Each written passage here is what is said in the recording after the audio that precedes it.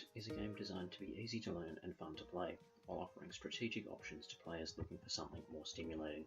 Inside the box, the game looks like many others. It contains dice and pieces to move, but it also contains a range of cards, and instead of a plain board, it contains a series of hexagonal map pieces that can be mixed and rearranged in many different ways to make every game a unique experience. Bug Hunt is a game of exploration and immersion, as players portray young children learning to hunt by catching bugs and returning them to camp.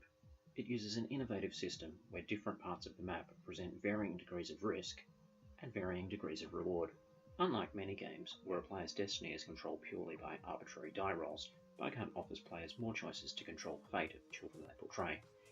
Players are encouraged to engage with an imaginative narrative of children collecting bugs in a swampland, and to portray a role, thus more comprehensively understanding the ramifications of the choices they make in the game. To maximise accessibility, Bug Hunt is designed to be played at 3 distinct levels. The basic game is the simplest version and uses a simple linear path of locations starting with the base camp, progressing with an easy white bordered area and ascending to one of the most dangerous black bordered areas in the game. In this version of the game, players choose whether to push their luck with each die roll or simply return home with what they've gathered so far. To make things more interesting, a complete map may be built up from the location tiles. This forms the basis of the intermediate game, where bug hunters wander across the landscape looking for bugs. In the full game, bug hunters build up an immunity to the bug toxins every time they are bitten too many times. This works mechanically as a balancing feedback loop, mitigating some of the negative effects from bad die rolls, and therefore promoting a more active playstyle, regardless of which players seem to be winning at any particular point. Each level of the game builds on the last, adding new features and scaffolding toward the full game experience. In order to understand what is happening in an asymmetrical situation, researchers will often develop a control group and an experimental group to compare results. In this game, the fair game represents the control group, while a series of character trait cards create an unfair game and thus function as the experimental group. Every player starts with 3 trait cards. These each reflect something that might be biological, psychological, or social. They are generally fairly neutral, just words that can be used to identify things about the bug hunter. But each of these words has 2 sides, one positive and one negative. Every player has the opportunity to define their bug hunter by choosing 1, 2, or all 3 of their traits. Choosing traits in this way might be similar to the way people choose to follow their passions, proudly proclaim their culture and differences, or actively choose to define themselves in the world. Or they can suppress their traits, hiding their individuality to avoid the bad things that society might inflict on them.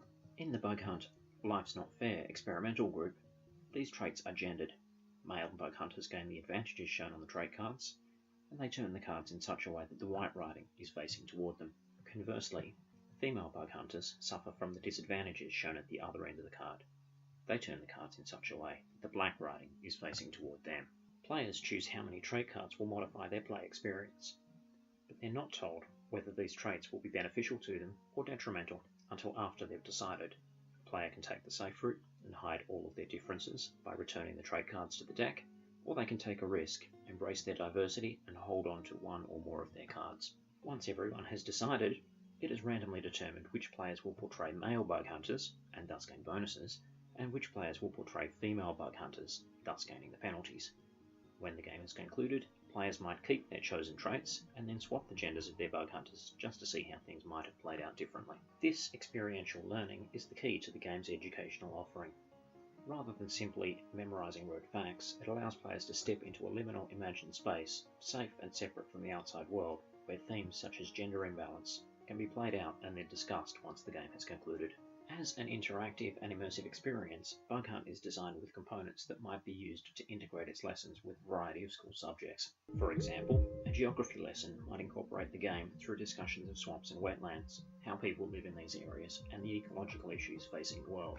A history lesson might discuss the way cultures have historically lived in the wetlands, focusing on the different gender roles in these societies over time, the trade that these societies have engaged in, and the cultural values that have shifted due to historical events. In an information technology lesson, the class might focus more on the way the rules have been presented, the symbolism used, and the way procedures could be shifted to give a different immersive experience for the players. A basic mathematics lesson might work with the numbers and colour patterns used in the game's scoring system, while a more advanced lesson might discuss the shift in probabilities applied by different traits as they interact with the core mechanisms of the game.